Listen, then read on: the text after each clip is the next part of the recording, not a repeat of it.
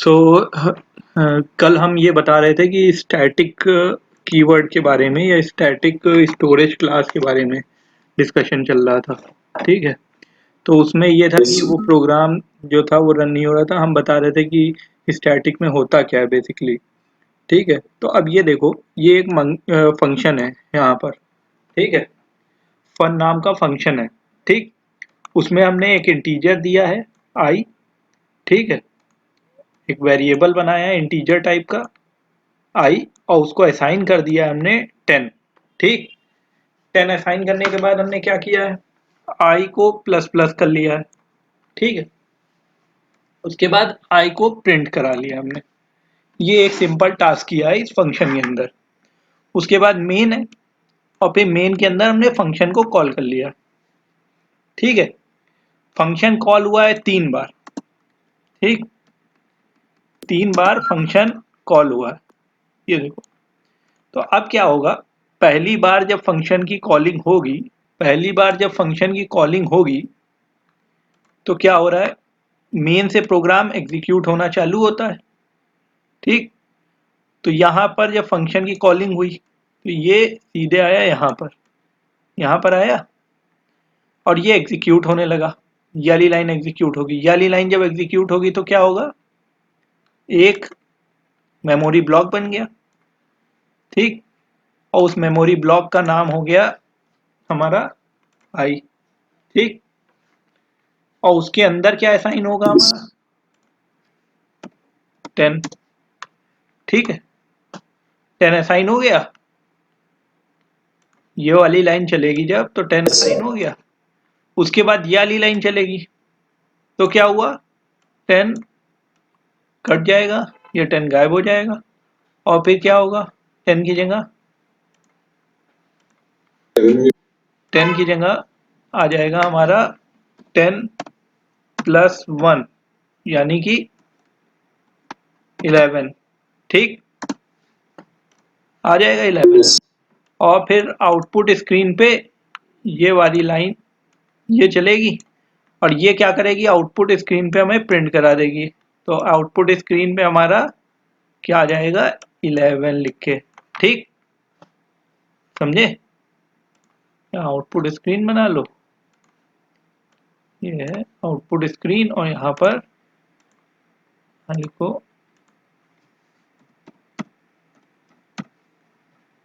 Output, यहाँ लिखो 11, ये लिख के आ जाएगा। ठीक, उसके बाद क्या हुआ, सेकेंड वाली लाइन चली, फिर यहीं पर ये फंक्शन फिर से चलेगा।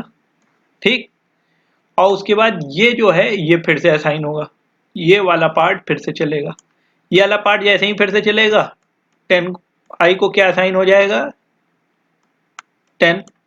मतलब इसका स्कोप जो है ये वाले वेरिएबल का, ये ऑटो है या रजिस्टर है, ऑटो है। अगर कुछ ना लिखो तो बाय डिफॉल्ट ऑटो होता है। तो स्कोप या विजिबिलिटी इसकी कहां तक है, इसी फंक्शन तक ही है। ठीक, अभी इसकी विजिबिलिटी क्या है, ये इसी फंक्शन तक ही है। फंक्शन खत्म, विजिबिलिटी खत्म, आई आई खत्म, समझो मेमोरी एलोकेशन खत्म हो जाएगा ये। ठीक है, ये जब तक यहाँ पर है प्रिंट कराया आउटपुट पे, और फिर बाहर निकला प्रोग्राम फ्लो, तो क्या करे होगा, ये खत्म हो गया। ठीक, ये इरेज हो गया। आई 11 तो स्टोर रहेगा जब तक, क्योंकि तुमको यही पता है कि जब तक कोई नई वैल्यू मेमोरी एलोकेशन पे स्टोर नहीं हो जाती तब तक ये वैल्यू रहेगी। लेकिन आई खत्म हो जाएगा तो मतलब लिंक खत्म हो गया इस मेमोरी एलोकेशन से तुम्हारा, तो ये मतलब वापस रिट्रीव नहीं कर पाओगे कभी भी। ठीक है, तो अब क्या है, पहली बार ये चला, फिर जब ये दूसरी बार चलेगा तो फिर से क्या होगा, फिर से होगा ये कि ये जो है ये हट गया, और यहाँ पर क्या आ जाएगा हमारा, यहाँ पर आ जाएगा 10। ठीक, आ जाएगा 10। उसके बाद क्या होगा, फिर इसके नीचे वाली लाइन चलेगी, ये वाली।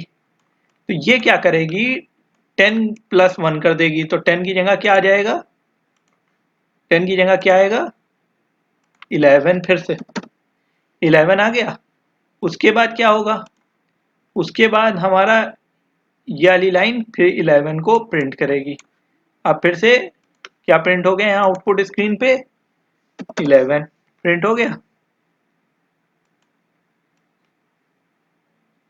और स्लैश एन दिया है, ये दिया है स्लैश एन, तो इसकी वजह से न्यू लाइन में प्रिंट होगा। फिर से यहाँ पर ये कॉलिंग हुई,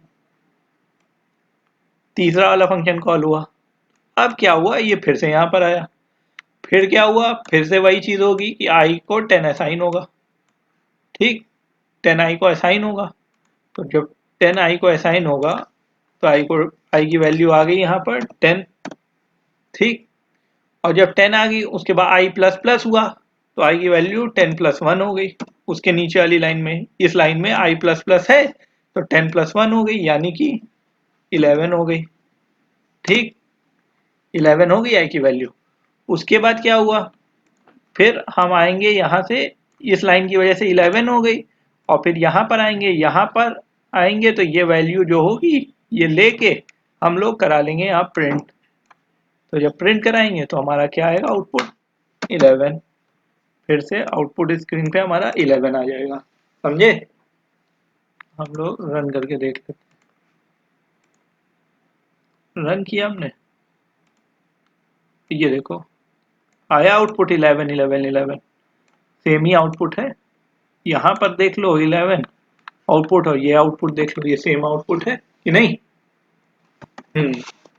अब देखो, ये तो हमने समझ लिया कि क्या होता है अगर बार बार कॉलिंग करते हैं। ये ऑटो है, ऑटो लगा दोगे तब भी वही रहेगा, क्योंकि बाय डिफॉल्ट यही है। देखो 11 है। ठीक, अगर हम स्टैटिक लगाते हैं तब क्या होगा,